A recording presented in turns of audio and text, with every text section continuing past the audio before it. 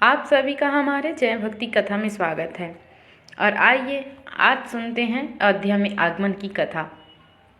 परशुराम के जाने के पश्चात पत्नियों सहित राजकुमारों, गुरु वशिष्ठ, अन्य ऋषि मुनियों, मंत्रियों तथा परिवजनों के साथ महाराज दशरथ अयोध्या की ओर अग्रसर हुए।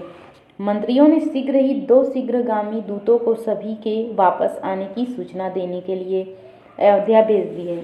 दूतों के अयोध्या पहुंचने तथा सूचना देने पर नगर के सभी चौराहों, अट्टालिकाओं, मंदिरों एवं महत्वपूर्ण मार्गों का नाना भांति की रंग बिरंगी ध्वजा पताकाओं से सजाया गया।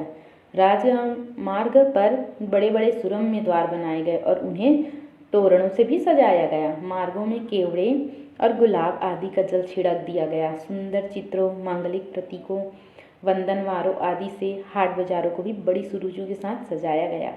एक अभूतपूर्व उल्लास छा गया। सारी अयोध्या में अनेक प्रकार के वाद्य बजने लगे, घर घर में मंगलगान होने लगे।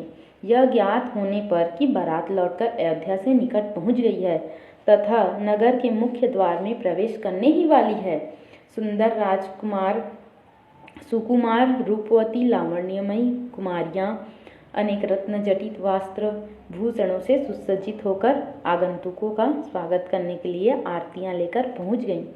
महाराज दशरथ और राजकुमारों के स्वर्णिम फूलों से सुसज्जित सोने के हौदे वाले हाथियों में पर बैठकर नगर में प्रविष्ट होने पर चारों ओर उनकी जय जयकार होने लगी। ऊंची ऊंची अट्टालिकाओं पर बैठी हुई सुंदर सौभाग्यवती रमणियां उन पर पुष्प वर्षा करने लगी। अयोध्या की नववधुओं सीता, उर्मिला, मांडवी और श्रुति कीर्ति को देखने के लिए अट्टालिकाओं की खिड़कियां और छज्जे दर्शनोत्सुक युवतियों कुमारियों से ही नहीं वरन प्रौढ़ाओं एवं वृद्धाओं से भी खचाखच भर चुका था। सवारी के राजप्रसाद में पहुंचने पर राजा दशरथ की समस्त रानियों ने द्वार पर आकर अपनी वधुओं की अगवानी की। महारानी कौशल्या, केकई एवं सुमित्रा ने आगे बढ़कर बारी बारी से चारों वधुओं को अपने हृदय से लगाया और असंख्य हीरे मोती उन पर न्यौछावर करके उपस्थित याचकों में बांट दिए। फिर मंगलाचार के गीत गाती हुई चारों राजकुमारों और उनकी अर्धांगिनियों को राजप्रसाद के अंदर ले आई। इस अपूर्व आनंद के अवसर पर महाराज दशरथ ने दान आदि के लिए कोष के द्वार खोल दिए और मुक्त हस्त से नगरवासी ब्राह्मणों को भूमि, स्वर्ण, रजत, हीरे, मोती, रत्न, गौवें, वस्त्रादि दान में दिए। राजकुमारों को राजप्रसाद में रहते हुए कुछ दिन आनंदपूर्वक व्यतीत हो जाने पर महाराज दशरथ ने भरत को बुलाकर कहा, वत्स, तुम्हारे मामा युधाजित को आए हुए पर्याप्त समय हो गया है। तुम्हारे नाना नानी तुम्हें देखने के लिए व्याकुल हो रहे हैं, अतः तुम कुछ दिनों के लिए अपने ननिहाल चले जाओ। पिता के आदेशानुसार भरत और शत्रुघ्न ने अपनी माताओं तथा राम और लक्ष्मण से विदा लेकर अपने मामा युधाजित के साथ कैकेय देश के लिए प्रस्थान किया।